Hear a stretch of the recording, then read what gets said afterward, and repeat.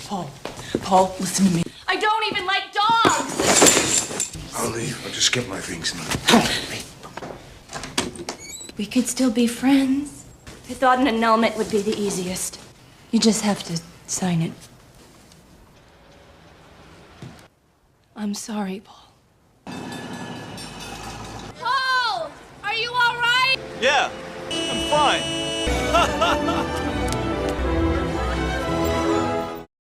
The movie takes place after World War II ends and the transports bring survivors home. Sergeant Paul Sutton steps onto a dock with the modest wish to start a family with his wife, Betty, whom he married just before his deployment. Paul's hopeful smile curdles as he scans the crowd to look for his wife, then again, slower, careful, like maybe he just missed her in the blur of banners and bouquets.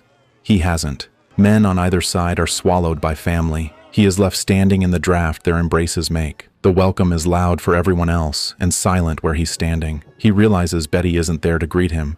He trudges to the apartment they shared before he was deployed, touches the locket that holds her photograph, and opens the door. Inside, Betty is wearing pale green lingerie, seemingly startled by Paul's arrival. She then rushes to him and pulls him into an embrace. Betty says she didn't know that Paul would be coming home today. When I didn't see you on the dock, I thought... I didn't know you were coming today! Which confuses him because he had told her about his arrival in the letters that he sent to her almost every day throughout his 4-year deployment. Betty sheepishly reveals that she stopped reading his letters because the gruesome battle scenes were too much for her. In her defense, she had saved them, showing Paul a trunk full of unopened envelopes, but never opened them after the first few. This stings Paul's feelings because writing letters to his wife became a lifeline for him in the battlefield. However, he swallows his hurt and forgives because love is the only thing he wants. Immediately, Betty talks about the economic boom and how she managed to persuade the old company Paul used to work for into hiring him again. However, Paul doesn't want to sell chocolates anymore. I don't want to go back to selling chocolate. You've got something better. He says that he wrote of the future he dreamed for them, a home full of children and quiet mornings, in the letters that Betty did not open. Meanwhile, Betty speaks only of money and the nicer things it buys and insists he return to selling chocolates because more money means more happiness. Paul relents and says yes to her demands as they share a passionate reunion. By dawn, Paul is back in uniform, kissing her sleeping forehead and leaving for Sacramento to continue his work as a chocolate salesman. On the train, he notices a poised yet anxious young woman wrestling with a suitcase overhead. It falls down, spewing its contents including a framed picture of her and her father that breaks. Being a gentleman, Paul springs up to help. They lurch with the train's sway, and he ends up awkwardly on top of her before she turns pale and vomits on his uniform. He doesn't mind as it is an accident and scrubs the mess in the bathroom without complaint. Back in his seat, Paul falls asleep, only to be haunted by war flashbacks from his deployment. He wakes in relief that it was all a dream, but the beautiful lady is gone. He hops off in San Francisco to take a bus to Sacramento and luckily comes across the same woman again. She wonders why Paul is taking a bus to Sacramento when the train will also pass by the city. It turns out that their tickets were swapped during their encounter in the train. The woman feels bad for all the trouble she has caused Paul, but of course Paul brushes it off as it's not her fault. She introduces herself as Victoria Aragon, a graduate student heading home to her family's Napa Valley vineyard. Then, 2 drunk men come in and begin harassing her. It's my buddy Herman, and you're, I'm not interested. No, not after she got to know me. Lady doesn't want to be bothered. Paul's soldier instincts snap awake, and he wastes no time in calling them out and beating them up. This leads to the 3 men getting thrown out of the bus. Paul walks along the road towards his destination, but is surprised to find Victoria sitting with her luggage in the middle of the road. I'm sorry about the boss. I feel terrible. You're waiting for a ride. No, a miracle. Seeing that she's in tears, Paul asks what's wrong. She confesses that she's scared to go home and face her father because she got pregnant by a professor who had left her behind with no accountability. Well, I don't know your father, but I don't think that just because some free spirit broke up with you... I'm pregnant. She thinks that her father will disown her if she comes home without a husband. But Victoria, look at the positive side. Oh, I will kill anyone who dishonors my family. If I come home this way, without a husband, he'll kill me. So Paul wants to help her and her baby. He offers a temporary plan. Well, how about if you do show up with a husband? He will pretend to be her husband for a night so she can enter her home without disgrace. He does admit that he is married and insists the deception will end the next day, and Victoria, desperate and wary, accepts. Just go blank. You're very kind to do this for me. And the baby. I'm doing it for the both of you. As they approach the vineyard, the hills sit atop rolling clouds bathed in sunlight. Its beauty takes Paul's breath away, and Victoria says her family calls their land Las Nubes, or the clouds. We call it Las Nubes. It means the clouds.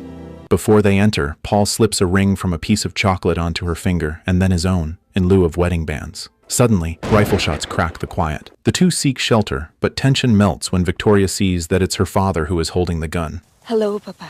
Victoria? Who's this? My husband.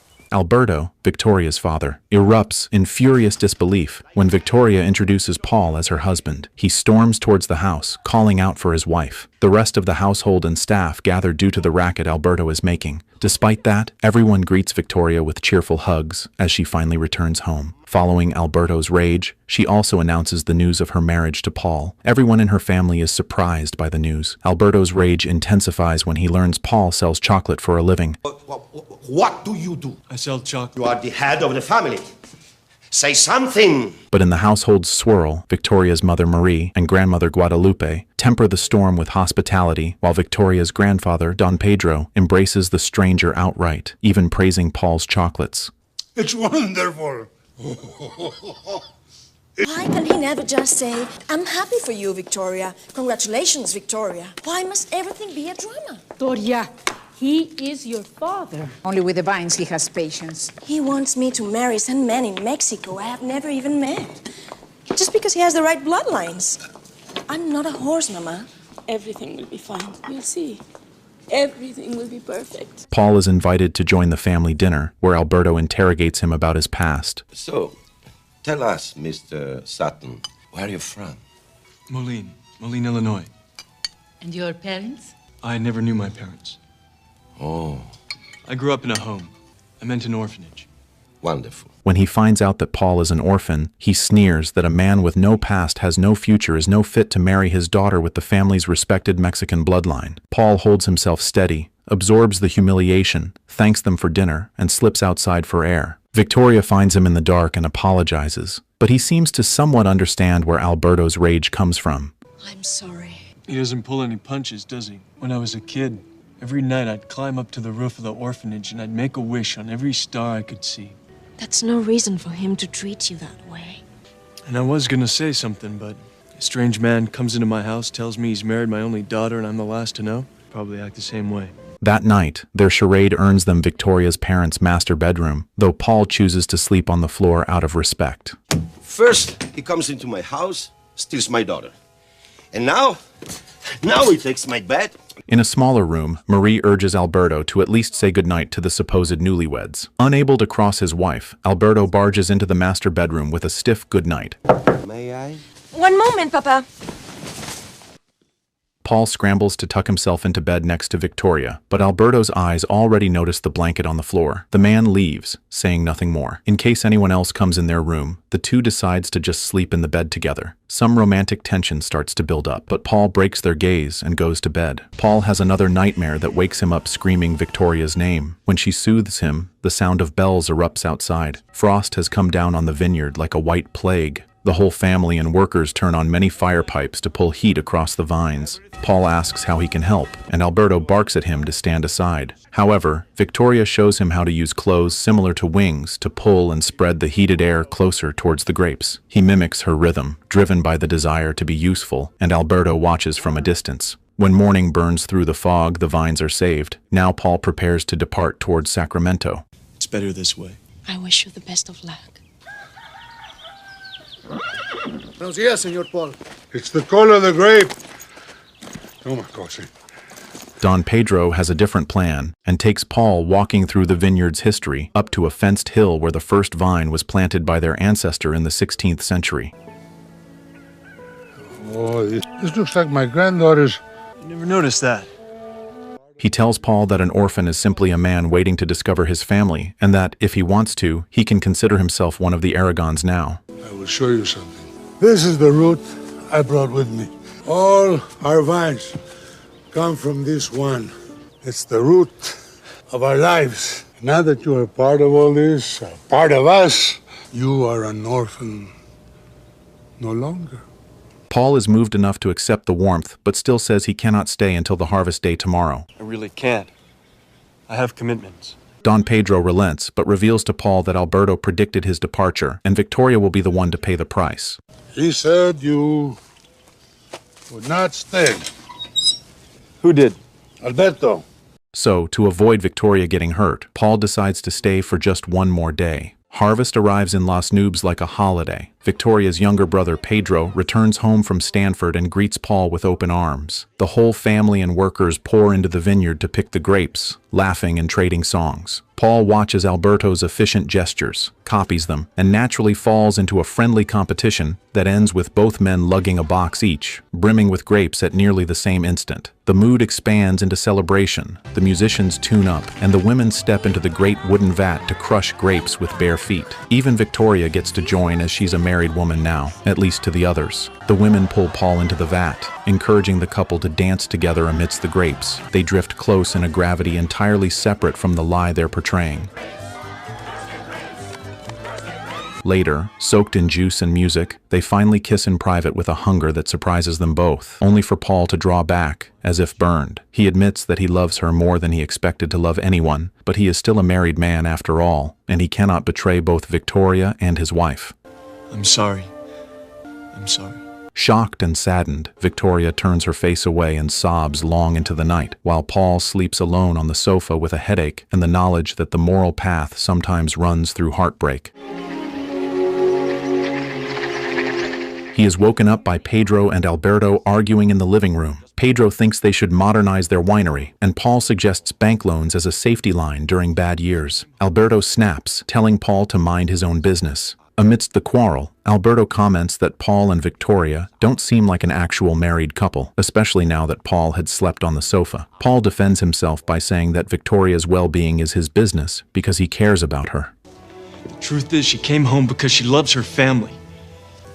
I told you, stay out of our business.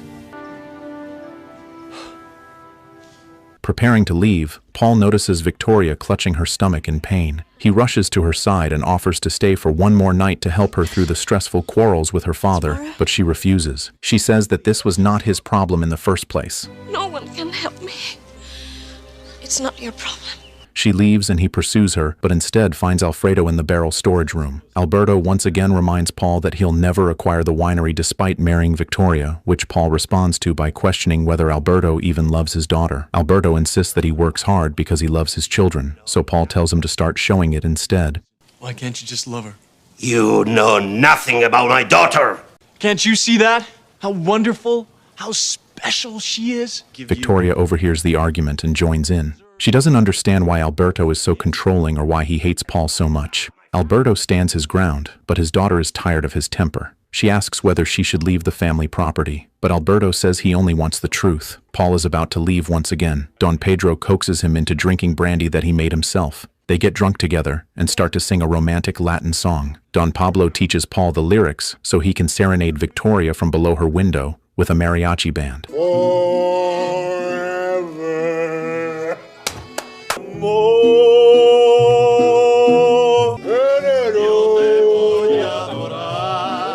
The heart you are talking to is Mexican. You speak to it in the language it understands. Paul sings with a raw, cracked earnestness that draws sleep from every room. Amor, si me llamas amor, amor. Even Alberto begins to wonder if he had been too harsh on Paul, since he now believes the man truly loves Victoria. Don Pablo says that the sign of Victoria's acceptance is if her bedroom lamp turns on, and when the last note trembles away, the window stays dark. Paul walks away in defeat, but then sees the glow after a late pause. Paul, who believes in duty even more than he believes in hope, decides to leave anyway. He ends up in the Harvest Festival the next day, since the bus will be departing from the area. Meanwhile, Victoria and her family arrive for the blessing of the wine conducted by Father Couturi. She sees him and approaches with 2 glasses of wine for a toast. Alberto joins, introducing Paul to the priest as his son-in-law, and announces a wedding to take place that evening. Shocked, Paul whispers to Victoria that they cannot continue this unsustainable lie, and she agrees to tell the truth herself. Before she returns to the family, he gave her his Bronze Star Medal as a gift for the child she is carrying. What did you get it for? Courage under fire. You are the most honorable man I have ever known.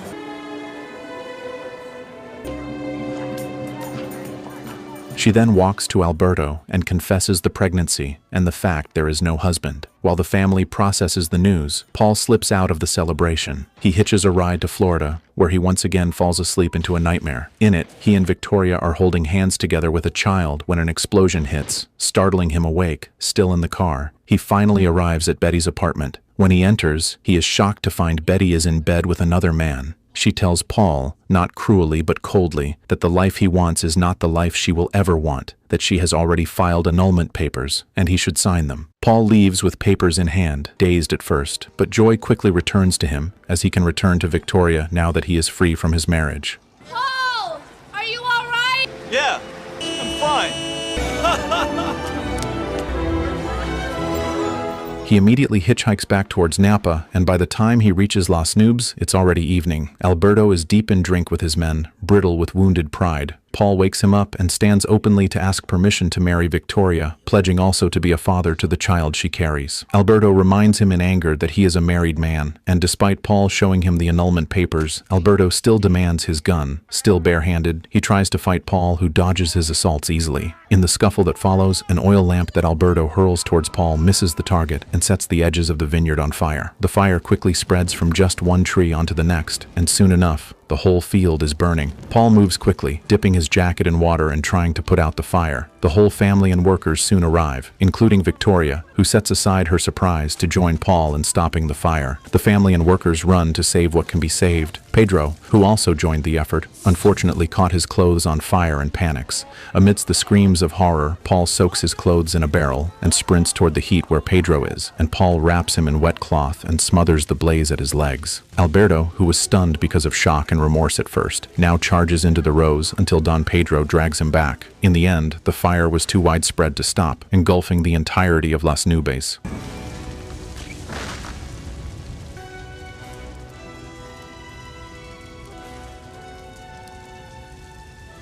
The night burns itself out, and dawn shows the cost without mercy. Black stubble where a green river once ran, and smoke sketches over the chapel's hill. The Aragon family and the workers all weep, seeing their home and livelihoods vanish in one night. Don Pedro grieves what he believes is gone, not only the harvest or a season's profits, but the literal root of the family's identity. They all believe that the ancient vine on the hilltop must have turned to cinder with everything else. Seeing the grief-stricken family, Paul decides to do what may be too painful for the others to do. He hikes to the hill with a shovel and stubborn optimism, kneels in ash, and digs with careful hands until he lifts the blackened root of the ancient vine from the ground. It looks dead, with charred skin flaking like old bark, but he brings it down to Alberto anyway. Paul asks him to cut into it to see if the fire has reached into the core of the plant. The older man stares at Paul for a beat and then frantically draws his knife. He pares away a strip of burnt bark and gasps at a shred of hope. The core had survived the fire, and that small piece of life restores courage to the circle gathered around them. Don Pedro cries out that Las Nubes has not ended after all. With a laughter that is still followed by grateful tears, Alberto turns to say thank you to Paul. Despite his prior rage and mistreatment, he finally accepts that Paul is a good man with a brave heart. As thanks, he cuts a living piece from the root and hands it to Paul to replant.